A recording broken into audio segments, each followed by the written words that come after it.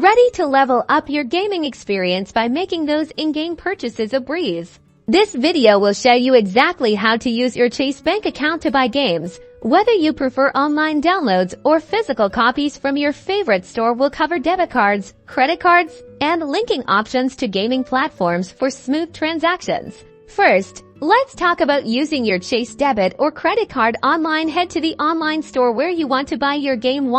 This could be Steam, PlayStation Store, Nintendo Shop, or even retailers like Amazon or Best Buy.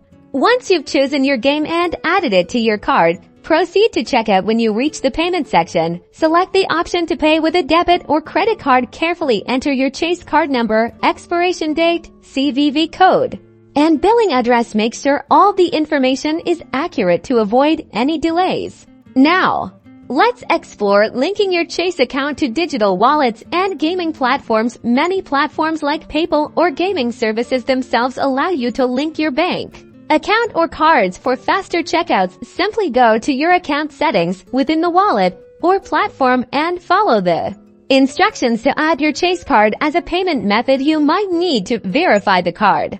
Prefer buying physical games? Simply use your Chase debit or credit card at the register like you would for any other purchase. Just swipe, insert, or tap to pay.